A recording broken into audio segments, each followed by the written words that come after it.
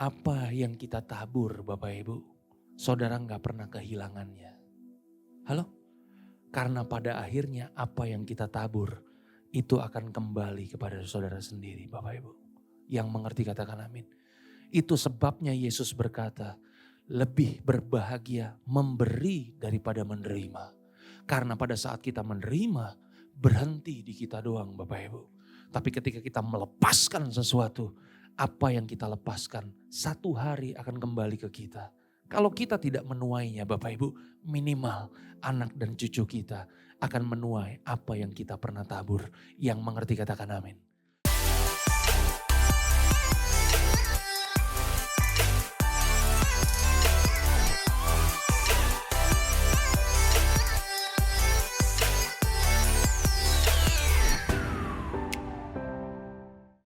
Shalom semua. Bagaimana kabarnya Bapak Ibu? Saya berharap semua dalam keadaan baik, semua dalam keadaan sehat ya. Bapak Ibu, saudaraku terkasih dalam Tuhan ya, di bulan ini di sepanjang bulan ini kita membahas tentang bagaimana kita bisa memberi Bapak Ibu ya. Seingat saya Bapak Ibu, mungkin 1,5 tahun gereja ini berjalan ya, kita punya ibadah hari Minggu Bapak Ibu. Ya mungkin saya dengan Pastor Suri agak jarang Bapak Ibu ya membahas tentang memberi Bapak Ibu. Tapi di bulan ini Bapak Ibu memang kita khususkan Bapak Ibu ya untuk mengajar kepada Bapak Ibu. Kenapa Bapak Ibu? Ya pasti ada alasannya ya. Yang pertama beberapa waktu yang lalu Bapak Ibu saya berjumpa dengan satu orang hamba Tuhan yang udah senior. Mungkin usianya 1,5 kali lipat dari saya Bapak Ibu ya. Dia punya gereja yang besar, hidupnya diberkati Bapak Ibu. Ya, saya sering ketemu dia karena saya sering melayani di gereja dia. Satu hari dia berkata begini kepada saya. Bro, dia panggil saya bro. Ya kan, padahal saya lebih muda daripada dia. Dia berkata begini, kalau kamu mau jemaat kamu mengalami terobosan dalam keuangan, kamu harus mengajar tentang memberi.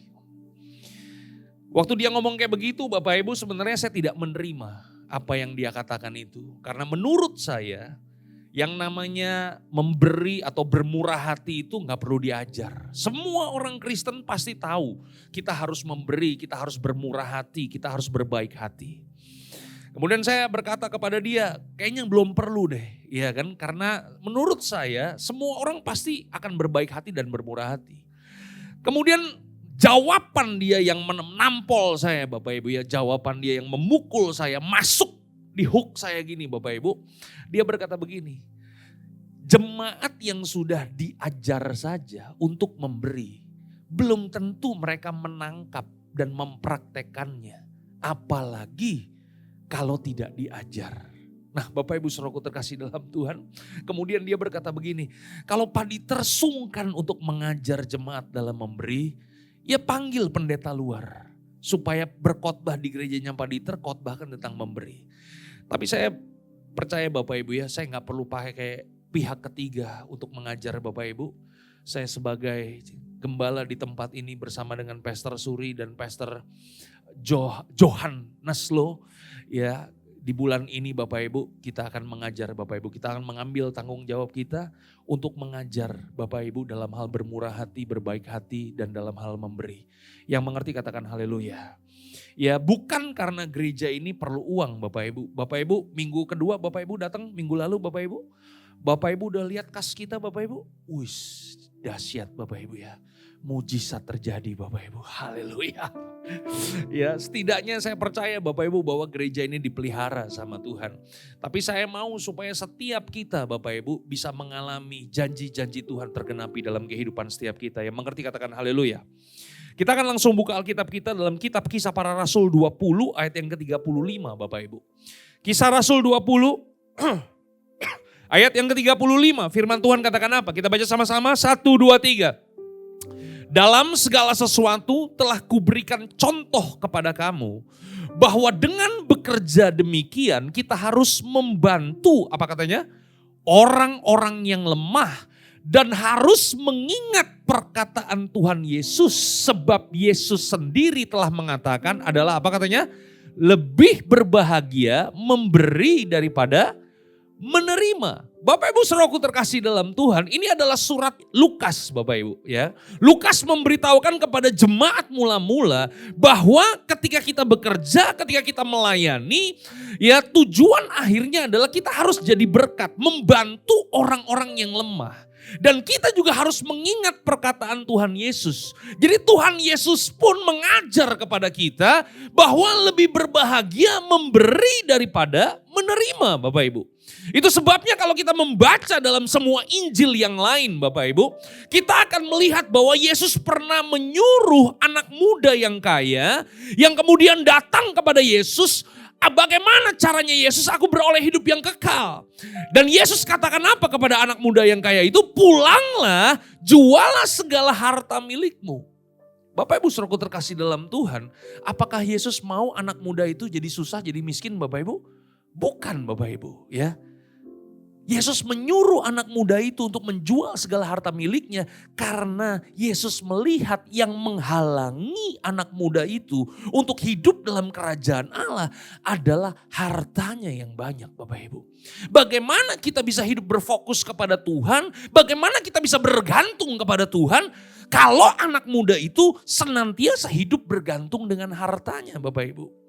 Itu sebabnya Yesus juga mengajar dan berkata Bapak Ibu bahwa ada satu takaran ya yang dipadatkan, yang digoncangkan dan yang meluap keluar Bapak Ibu. Yesus mengajarkan itu, diberkatilah orang yang memberkati orang lain Bapak Ibu. Yesus mengajar tentang bagaimana kita harus memberi. Bahkan Alkitab dalam terjemahan King James Bapak Ibu dikatakan apa? Ya bukan lebih berbahagia memberi daripada menerima.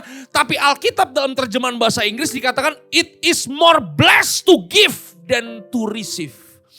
Saudara hidupnya bukan hanya sekedar lebih berbahagia. Tapi hidup kita akan diberkati kalau kita senantiasa belajar untuk bermurah hati Bapak Ibu. Halo? Bapak Ibu saudaraku terkasih dalam Tuhan. Mungkin ada beberapa di antara kita Bapak Ibu yang tidak punya kesulitan untuk menerima. Saudara kalau menerima sesuatu senang gak? Hah? Senang. Tapi ada orang-orang juga yang mungkin sama seperti saya Bapak Ibu. Kesulitan untuk menerima dari orang lain. Bapak Ibu pernah gak ketemu, saudara mau kasih sesuatu, orang itu kesulitan untuk menerima sesuatu daripada Bapak Ibu. Sama seperti saya Bapak Ibu. Kadang-kadang kalau ada orang-orang atau jemaat-jemaat Tuhan yang mau memberi kepada saya sungkan Bapak Ibu. Kenapa? Karena mungkin ini kelemahan saya Bapak Ibu ya. Kelemahan saya adalah mungkin saya merasa bahwa saya sudah cukup. Saya merasa sombong Bapak Ibu, ya kan? Sehingga saya tidak mau memberi ketika ada orang yang mau memberi kepada saya. Saya tidak mau menerima kepada orang yang memberi kepada saya Bapak Ibu. Kita tidak kesulitan untuk menerima Bapak Ibu. Tapi beberapa di antara kita punya kesulitan untuk memberi Bapak Ibu. Firman Tuhan berkata, diberkatilah engkau kalau kita belajar untuk memberi daripada menerima. Lebih berbahagia memberi daripada menerima Bapak Ibu. Pertanyaannya pada pagi hari ini adalah kenapa Yesus berkata lebih berbahagia memberi daripada menerima? Hari ini kita mau belajar, kita mau telaah apa maksud Tuhan Yesus berkata lebih berbahagia, lebih diberkati memberi daripada menerima. Alasan yang pertama Bapak Ibu kita baca sama-sama. Yang pertama adalah 1, 2, 3. Karena menabur adalah langkah awal untuk kita menerima Bapak Ibu. Halo? Bapak Ibu saudaraku terkasih dalam Tuhan. Firman Tuhan berkata dalam 2 Korintus 9 ayat yang ke-6 dan ayat yang ke-7. Firman Tuhan katakan apa? Ini surat Paulus kepada jemaat di Korintus Bapak Ibu ya. Ya, jemaat di Korintus seperti yang kita tahu adalah jemaat yang mapan, jemaat yang berkelimpahan. Kenapa? Karena mereka hidup di jalur perdagangan Bapak Ibu. Sehingga begitu banyak orang, jemaat-jemaat Tuhan, orang yang percaya kepada Kristus, mereka hidupnya diberkati, hidupnya berkelimpahan. Rata-rata di antara mereka pengusaha Bapak Ibu. Tapi masalah utama jemaat di Korintus adalah, nah ini dia, mereka adalah jemaat yang sukar untuk memberi. Makanya Paulus kirim surat kepada mereka, isinya apa? Perhatikan baik ayat yang ke-6. camkanlah ini, orang yang menabur sedikit akan menuai sedikit juga, dan orang yang menabur banyak akan menuai banyak juga. Orang yang tidak pernah menabur, ini kayaknya agak susah nih untuk menjawabnya. Saya ulang sekali lagi ya kan. Ulang, kita baca sama-sama. 1, 2, 3. Camkanlah ini. Katakan sama-sama, camkanlah. Camkanlah itu apa? Camkanlah. Kalau cangkemmu, itu apa cangkemmu? Itu mulutmu. Kalau camkanlah, perhatikanlah. Berikan atensi. Ya, saudara bisa bayangkan Paulus tidak sungkan-sungkan mengajar jemaat di Korintus, Bapak Ibu ya kan. Saya Paulus akhir zaman, saya juga tidak akan sungkan-sungkan. Katakan sebelah kanan, sebelah kiri, camkanlah. Apa pesannya? Apa camkannya itu Bapak Ibu? Orang yang menabur sedikit akan menuai sedikit, dan orang yang menabur banyak akan, orang yang tidak pernah menabur tidak akan pernah menuai Bapak Ibu. Ya, itu sebabnya bagaimana cara kita bisa menabur dengan benar. Alkitab berkata, hendaklah masing-masing memberikan menurut kerelaan hatinya. Jangan dengan sedih hati atau karena paksaan, sebab Allah mengasihi orang yang memberi dengan bersuka cita. Halo? Bapak Ibu saudaraku terkasih dalam Tuhan, ini ayat jelas Bapak Ibu. Ya, nggak perlu diterjemahkan, nggak perlu ditafsirkan apa-apa Bapak Ibu. Ini adalah tentang hati kita Bapak Ibu. Ini bagaimana cara kita untuk bisa menabur Bapak Ibu. Karena bagaimana kita menabur itu adalah langkah awal untuk kita bisa menuai. Langkah awal untuk kita bisa menerima. Halo? Bapak Ibu saudaraku terkasih dalam Tuhan. 2 minggu yang lalu saya pernah cerita Bapak Ibu. Bagaimana saya melakukan ini dari saya masih muda Bapak Ibu.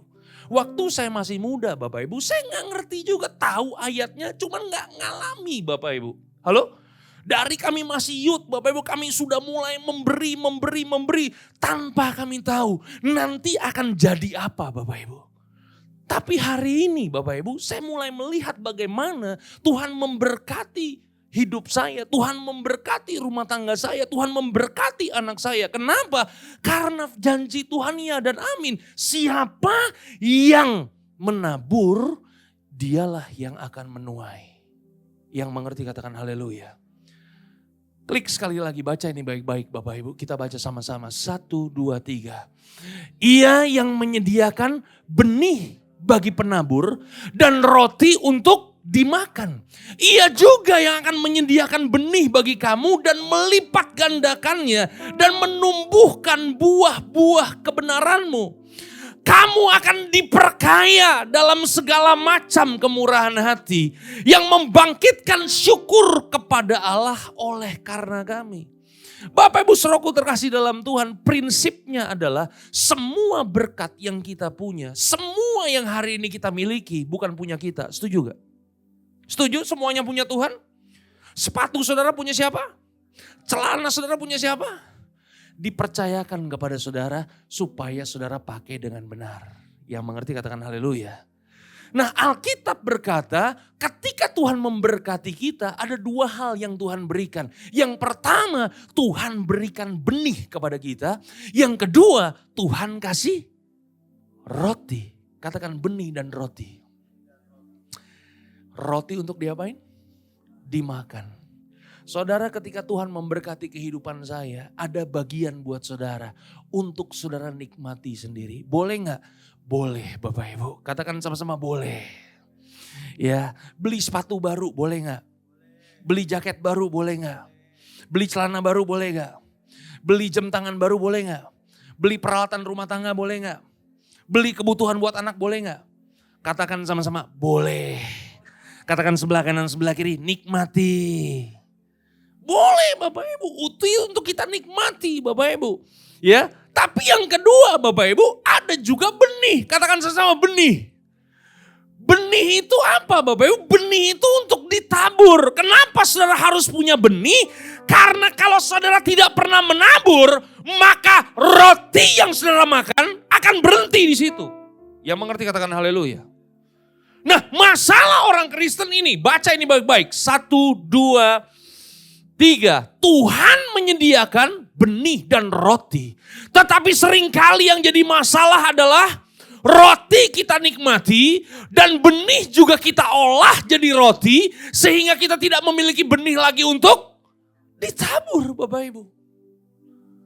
Jadi Alkitab menggunakan perumpamaan. Ini kan petani Bapak Ibu ya, betul gak sih? Dan makanan utama orang Yahudi. Saudara tahu makanan utamanya apa? Gado-gado.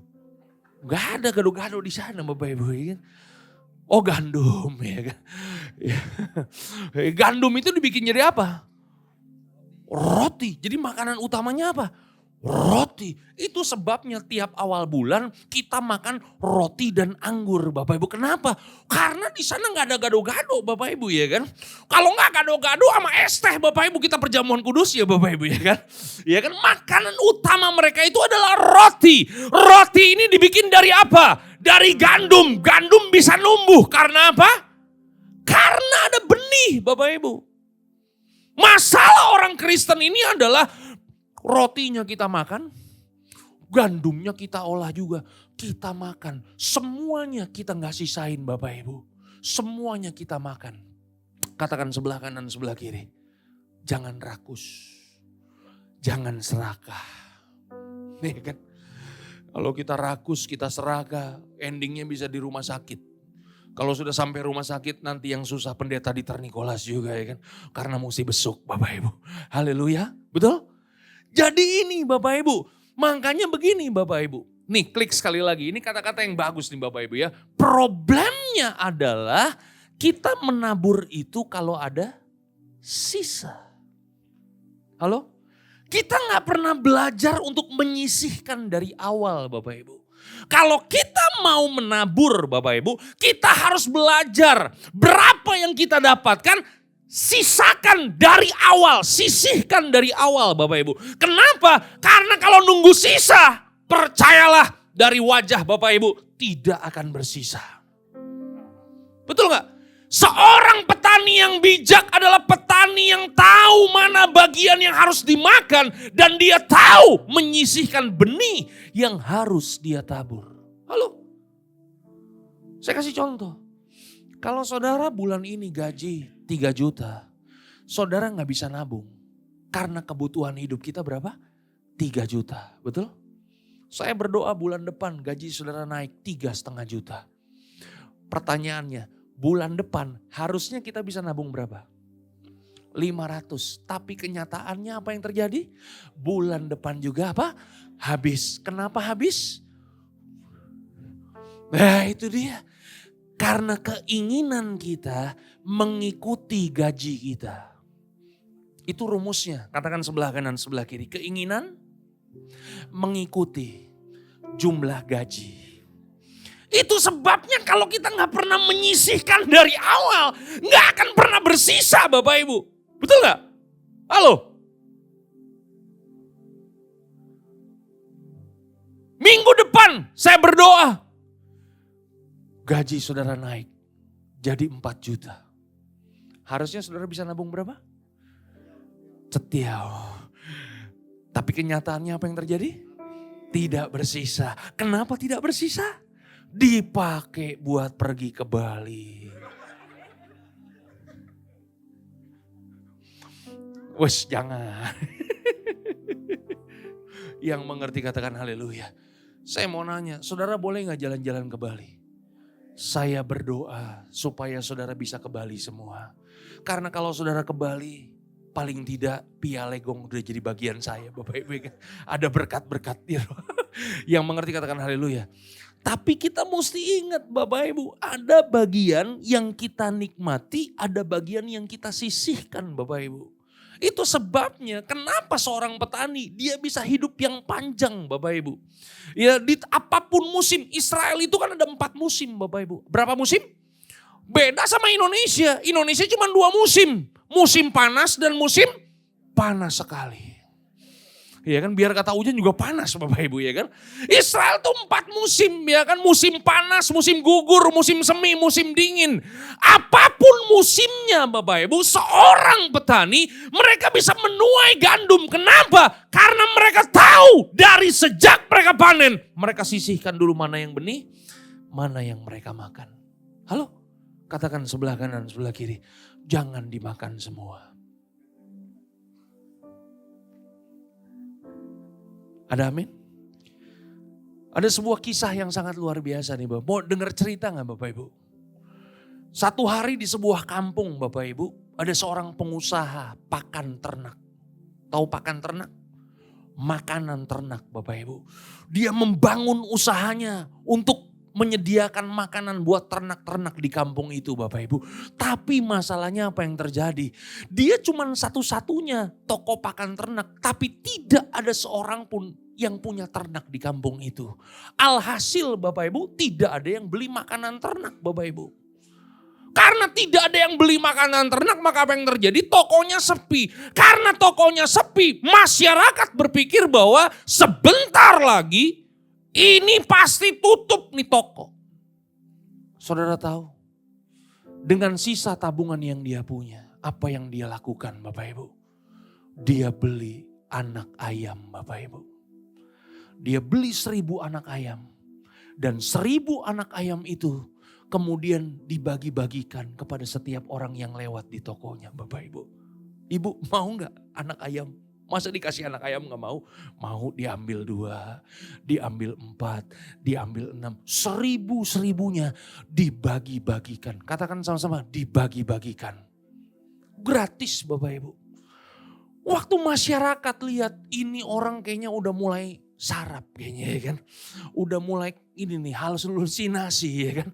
Masa toko udah gak laku, mau bangkrut malah bagi-bagi anak ayam. Saudaraku terkasih dalam Tuhan, apakah ceritanya stop sampai di situ? Tidak Bapak Ibu. Anak ayam yang dibagi-bagikan itu makin lama makin besar. Makin besar, makannya makin banyak. Cari makannya di mana?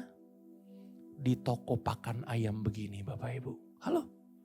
Akhirnya ayamnya jadi gede, ayamnya jadi babon, ayamnya jadi jago Bapak Ibu. Beranak pinak dan memenuhi seluruh kampung tersebut Bapak Ibu. Seluruh kampung punya ayam dan anak ayam. Semuanya beli makanan ayam di tokonya tersebut Bapak Ibu. Dan akhirnya dia bisa membuka tokonya dan akhirnya tokonya laku keras Bapak Ibu. Moral dari cerita ini apa Bapak Ibu? Ada yang mau jualan makanan ayam? Inspirasi dari Rumah Harmoni. Semoga memberkati Anda. Moral dari cerita ini apa? Apa yang kita tabur Bapak Ibu, saudara gak pernah kehilangannya. Halo? Karena pada akhirnya apa yang kita tabur itu akan kembali kepada saudara sendiri Bapak Ibu. Yang mengerti katakan amin. Itu sebabnya Yesus berkata, lebih berbahagia memberi daripada menerima. Karena pada saat kita menerima, berhenti di kita doang Bapak Ibu. Tapi ketika kita melepaskan sesuatu, apa yang kita lepaskan satu hari akan kembali ke kita. Kalau kita tidak menuainya Bapak Ibu, minimal anak dan cucu kita akan menuai apa yang kita pernah tabur. Yang mengerti katakan amin. Katakan sebelah kanan lebih sebelah kiri, lebih berbahagia. Tapi kayaknya muka saudara gak bahagia ya dengar berita ini ya. Yang kedua Bapak Ibu, kenapa Yesus berkata lebih berbahagia memberi daripada yang menerima? Yang kedua kita baca sama-sama 1, 2, 3. Karena kita adalah pengelola bukan pemilik Bapak Ibu. Ya, Bapak Ibu saudaraku terkasih dalam Tuhan. Ya. Bapak Ibu bisa bayangkan gak kalau saya sebagai seorang pengusaha, businessman. Minimal dijawab lah ya kan begini-begini atau begini-begini lah kan. Potongan udah ada? Jahitan belum jadi Bapak Ibu. Ya, saya pemilik usaha, punya bisnis Bapak Ibu. Kemudian saya punya staf keuangan. Paham yang saya maksud? Satu hari saya ngomong begini sama staf keuangan saya. Tolong keluarin uang, bayar buat ini. Kemudian staf keuangan ini ngomong begini. Bos, jangan bos. Ini kita ngumpulinnya udah lama banget nih bos. Jangan dipakai bos untuk bayar ini. Kita simpen dulu bos. Kalau saya jadi bos, kalau saudara jadi bos, punya staf keuangan model kayak begitu, kita apain? Hah? Kita pecat, kita ganti. Kenapa? Nyusahin kita Bapak Ibu. Duit-duit kita, usaha-usaha kita suruh dia kelola, dia persulit. Yang mengerti katakan haleluya. Nah, saya mau kasih tahu kepada setiap kita, saudara bukan pemilik, saudara pengelola. Halo? Saya di rumah ada orang yang bekerja dengan saya, Sasa dan Badru. Tiap minggu saya kasih Badru uang gas, uang aqua. Sasa saya kasih uang sayur. Satu hari saya ngomong begini sama mbak saya. Sa, bikinin Koko sayur asem dong. Dia bilang begini, kok untuk menghemat makan orek tempe kok. Ini kalau saya punya ART model kayak begini kira-kira apa yang terjadi Bapak Ibu? Hah? Kenapa? Karena saya percayakan kepada dia untuk dia kelola, tapi dia mempersulit saya. Yang mengerti katakan amin. Nah saya mau kasih tahu Bapak Ibu, saudara bukan pemilik, saudara pengelola Bapak Ibu. Itu sebabnya firman Tuhan katakan dalam 2 Korintus 9 ayat yang ke-8, Alkitab katakan apa? Alkitab katakan begini, dan Allah sanggup, apa katanya? Melimpahkan segala kasih karunia kepada kamu supaya kamu senantiasa berkecukupan di dalam segala sesuatu dan malah berkelimpahan di dalam pelbagai kebajikan. Katakan sama-sama, Tuhan sanggup. Apa katanya? Tuhan sanggup melimpahkan supaya kamu senantiasa berkecukupan dan malah berkelebihan di dalam pelbagai kebajikan. Saya mau nanya sama saudara.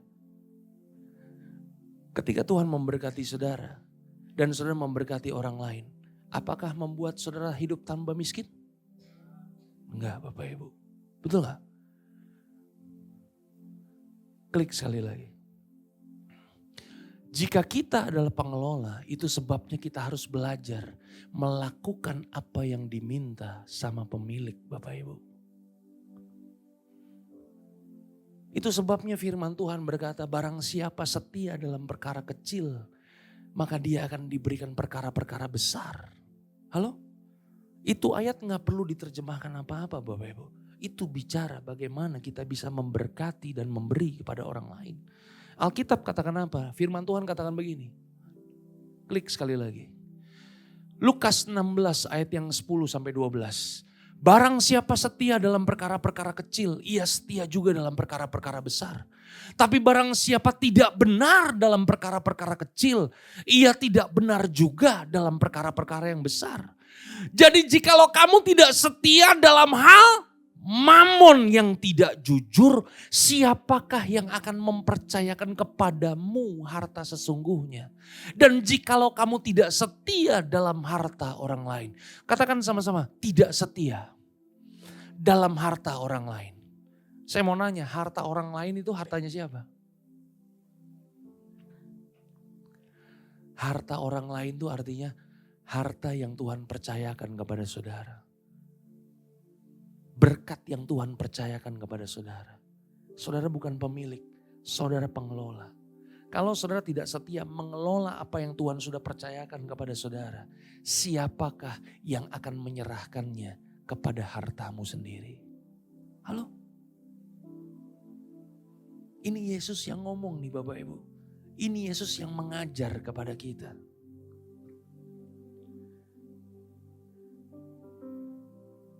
Makanya hari ini kita belajar Bapak Ibu.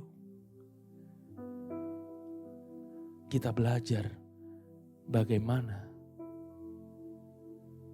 Tuhan itu senantiasa menyediakan segala sesuatunya dalam hidup kita. Dia mampu melimpahkan segala sesuatu. Sehingga engkau bisa berkecukupan dalam segala sesuatu. Dan berlimpah dalam hal kebajikan. Satu hari ada seorang anak muda, kita janjian di kedai kopi. Dia sharing-sharing. Dia curhat begini. Koditer, saya bukan anak paling besar. Saya juga bukan anak paling kecil. Kakak saya sudah menikah, adik saya sudah menikah. Tinggal saya sendiri belum menikah. Padahal saya juga bukan yang paling kaya. Tapi kenapa orang tua saya setiap kali ada keperluan keluarga, ada keperluan rumah tangga, yang diminta selalu saya. Saudara, ada yang punya pengalaman model kayak begitu gak? Ya, kalau gak mau ngaku, saya tahu pasti ada. Betul gak sih? Pernah gak dibebanin, jadi beban orang tua tuh saudara semua yang tanggung. Iya kan? Saudara tahu apa yang saya katakan kepada dia? Ini yang saya katakan kepada dia Bapak Ibu. Yang pertama saya katakan begini Bapak Ibu, klik sekali lagi. Saya mau kasih tahu begini bahwa memberi kepada orang tua tidak akan pernah membuat saudara jatuh miskin. Halo? Karena Alkitab berkata orang yang menghormati orang tuanya, maka engkau akan diberkati dari tanah yang kau hasilkan. Yang mengerti katakan amin. Masa depanmu akan dijaga sama Tuhan. Kenapa? Karena engkau memberkati orang tuamu. Orang tua saudara berkati, dahsyat. Mertua saudara berkati, jauh lebih dahsyat. Yang mertua agak kurang amin kayaknya. Hah? Ada amin Bapak Ibu saudaraku terkasih dalam Tuhan? Dan buat orang-orang tua yang ada di tempat ini, jangan pernah menolak pemberian anakmu. Saya anak bukan? Kok Ci Esther yang jawab anak nih? Sejak kapan Ci Esther ngangkat saya anak nih? Hah? Saya anak bukan? Buat orang-orang tua, anak bukan? Anak, iya kan?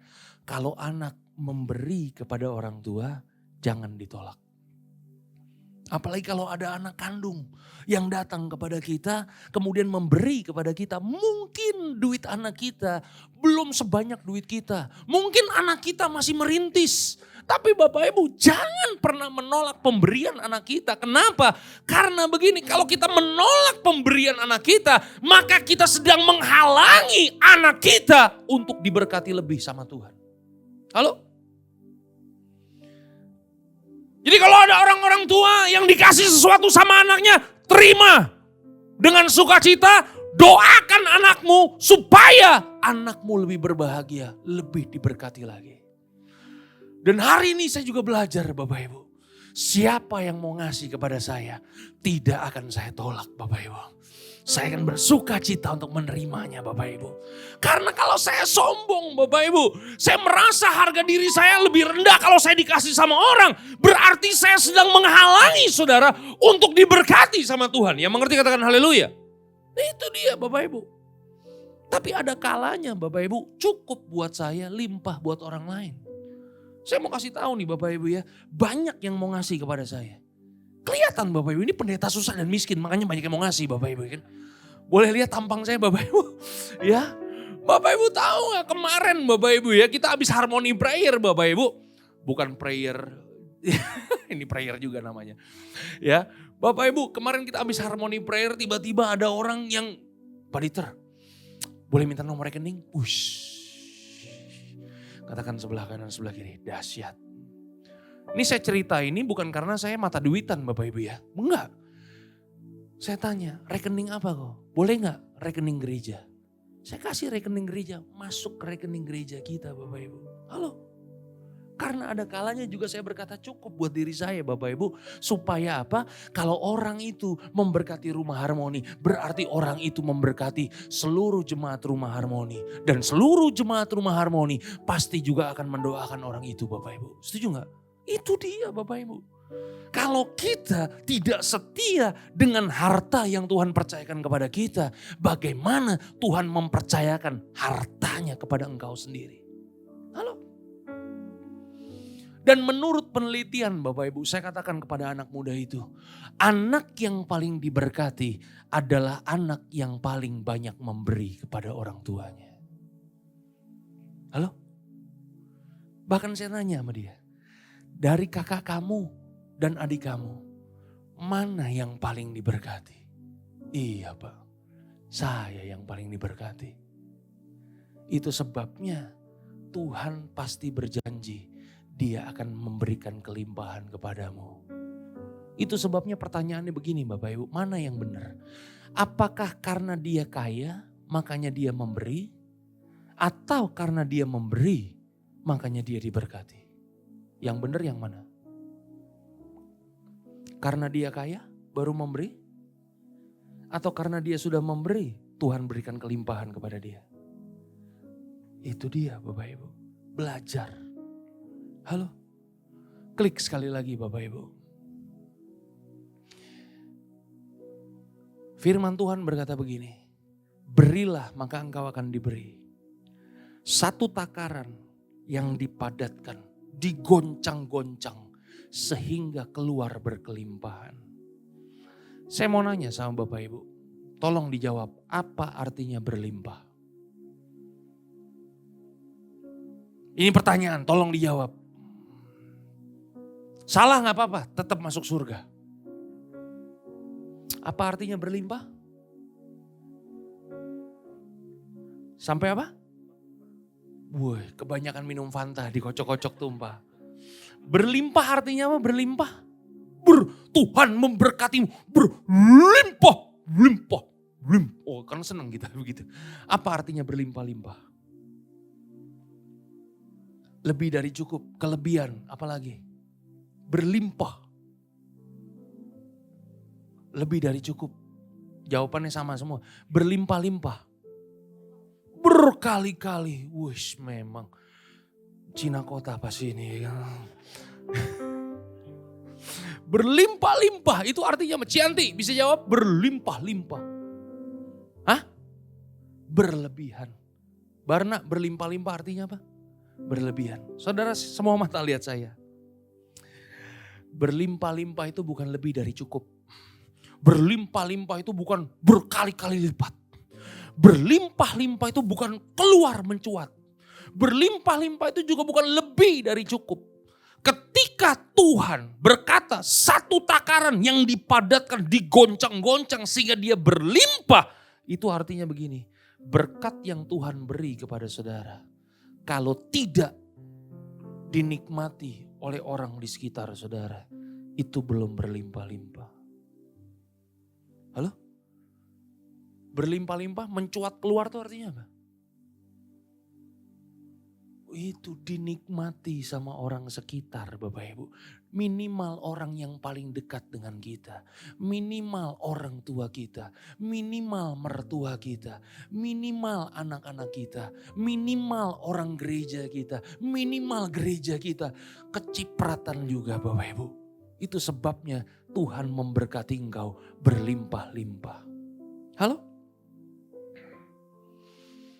Tahu kentut gak?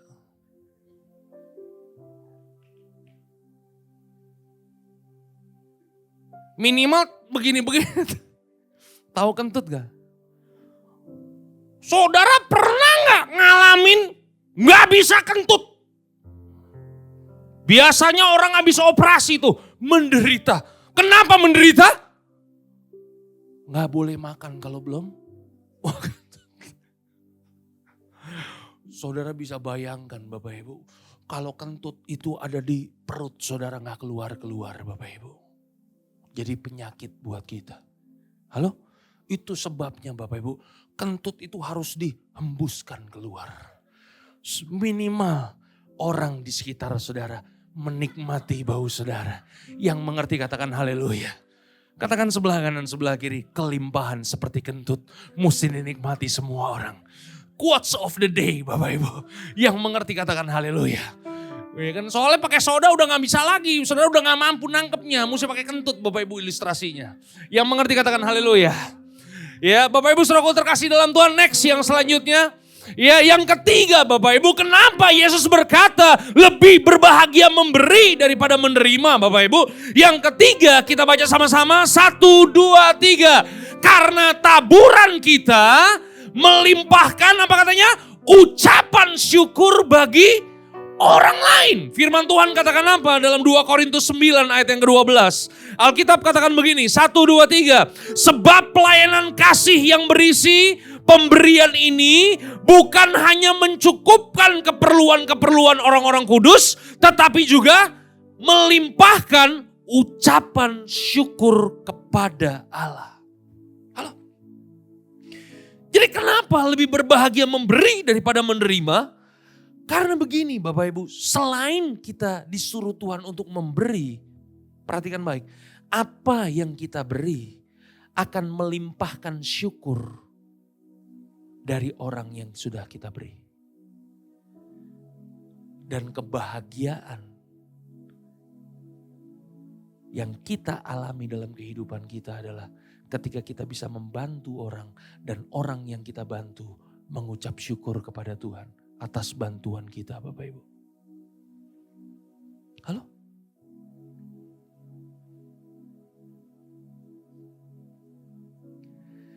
Bahkan saudara tahu gak?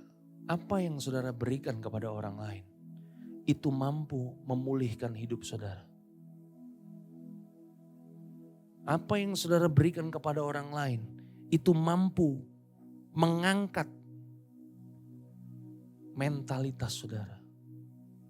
Klik sekali lagi, baca ini baik-baik. Ini bagus nih Bapak Ibu.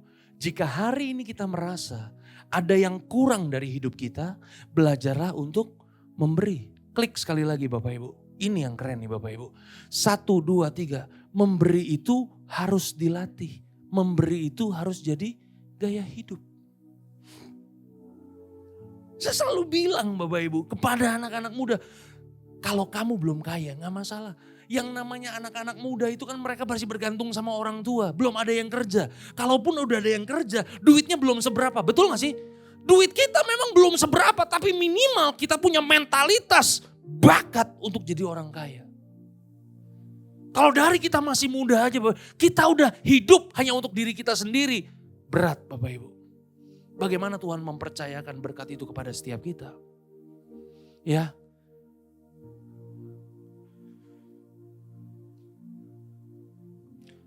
Saya kapan hari pernah cerita Bapak Ibu ya. Saya kan masuk sekolah Alkitab itu Bapak Ibu. Kondisinya nol. Karena saya dari gereja Katolik, saudara tahu lah gereja Katolik ya. Kita doa aja masih baca Bapak Ibu. Bapak kami Salah Maria tuh baca gak dihafalkan. Saya buka Alkitab itu gak pernah Bapak Ibu.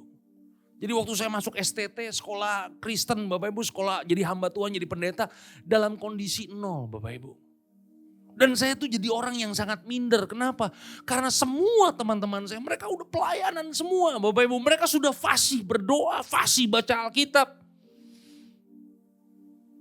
Kemudian tiba saatnya saya dikirim untuk pelayanan Bapak Ibu. Itu sebabnya saya memilih pelayanan saya di Kalimantan Barat. Dari Pontianak Bapak Ibu itu masih 12 jam lagi masuk ke daerah namanya Balai Karangan. 2 jam sebelum Entikong, perbatasan Malaysia dengan Indonesia Bapak Ibu. Dari Balai Karangan kita mesti masuk lagi Bapak Ibu, 2,5 jam saya mesti jalan kaki lagi sampai di tempat pelayanan Bapak Ibu. Dan Bapak Ibu tahu apa yang kemudian saya jadi seperti ini hari ini. Saya dipulihkan gambar dirinya. Rasa minder saya, gak percaya diri saya. Kenapa? Karena waktu di Kalimantan Bapak Ibu, gak ada yang tahu masa lalu saya. Mereka tahu yang datang ini pendeta. Mereka gak tahu, baru belajar 1 tahun doang Bapak Ibu. Tapi ternyata di Kalimantan saya menemukan diri saya. Oh ternyata sampah model begini ternyata bisa jadi berkat juga ya di sana ya. Sampah model kayak begini bisa dihormati orang juga ya. Oh saya masih bisa berguna buat orang lain. Saya bisa bantu orang lain. Saya bisa kasih buat orang lain. Dan di Kalimantan itulah Bapak Ibu saya terima panggilan Tuhan dalam hidup saya. Ternyata Tuhan memang memilih saya untuk berjalan di dalam pelayanan ini Bapak Ibu. Halo. Karena waktu kita membantu orang lain. dan orang lain bersyukur karena bantuan kita kepada Tuhan. Itulah kebahagiaan kita yang sejati, Bapak Ibu. Yang mengerti katakan haleluya. Satu hari Bapak Ibu, ada orang telepon saya. Saya gak kenal. Tiba-tiba dia telepon, saudara tahu ya, Instagram kita tuh bisa telepon. Tahu ya?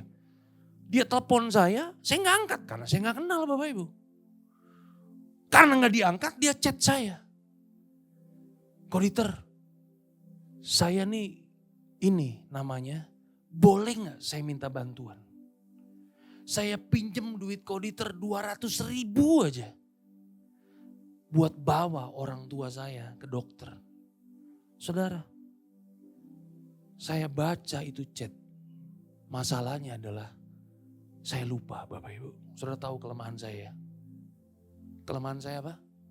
Lupa Bapak Ibu ya kan. Udah dibaca, lupa dijawab Bapak Ibu. Begitu saya pulang ke rumah Bapak Ibu. Saya buka-buka Instagram, lihat chatnya. ATM di depan rumah saya sini Bapak Ibu, pintu masuk udah tutup. Saya bilang besok pagi ya saya transfer, saya bantu. Saudara tahu, besok pagi waktu saya angkat chatnya, dia kirim foto Bapak Ibu.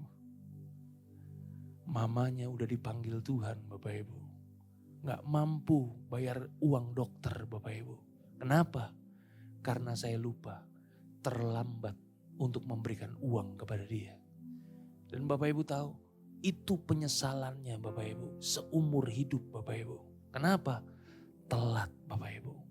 Makanya hari ini, kalau Tuhan percayakan kepada saudara, saudara lihat muncul belas kasihan, lakukan, berikan yang terbaik. Tidak akan pernah membuat saudara akan jadi susah. Tidak akan pernah membuat saudara jadi miskin. Karena Tuhan kita bukan Tuhan yang pernah berhutang Bapak Ibu. Yang mengerti katakan haleluya. Tuhan Yesus memberkati Bapak Ibu. Selamat berbahagia dalam kehidupan Bapak Ibu. God bless you all. Tuhan memberkati, haleluya. Ini baca sekali lagi nih Bapak Ibu. Ini keren juga nih, 1, 2, 3. Memberi itu harus dilatih. Sampai memberi itu jadi gaya hidup Bapak Ibu ya. Jadi memberi itu gak harus langsung banyak Bapak Ibu. Memberi itu serelanya Bapak Ibu. Bukan dengan paksaan. Bukan dengan sedih hati. Keluar dari hati kita, semampu kita Bapak Ibu. Bapak Ibu bersyukur Bapak Ibu ya. Gereja ini gak sering-sering ngomong soal duit Bapak Ibu. Di gereja ini terbuka soal keuangan Bapak Ibu. Ya. Saya rindu satu hari Bapak Ibu, jemaat Rumah Harmoni sama seperti Musa dengan bangsa Israel. Pernah baca gak kisah waktu mereka mau bangun kemah suci Bapak Ibu? Gak pernah Bapak Ibu ya. Gak pernah ikut daily devotion soalnya memang. Ya, daily devotion itu buat Bapak Ibu, bukan buat orang luar Bapak Ibu. Jangan kebanyakan orang luar yang nontonin saya. Saya lebih suka kalau Bapak Ibu yang nontonin saya Bapak Ibu. Haleluya. Satu hari Musa berkata kepada bangsa Israel, bangsa Israel, kita akan bikin kemah suci. Kumpulkan semua yang kalian punya. Bukan cuma Musa yang luar biasa. Bangsa Israel juga luar biasa Bapak Ibu. Luar biasanya apa? Mereka kumpulkan emas, mereka perak, mereka semua yang berharga dari mereka. Mereka kumpulkan sampai Musa katakan begini kepada bangsa Israel. Bangsa Israel cukup, gak perlu ngasih lagi. Itu yang luar biasa. Katakan sama-sama cukup. Saya berdoa Bapak Ibu. Semoga saudara seperti bangsa Israel. Yang memberi, menabur. Sampai saya berkata cukup. Bapak Ibu saudaraku terkasih dalam Tuhan. Mulai minggu depan saudara gak usah ngasih persembahan lagi. Cukup.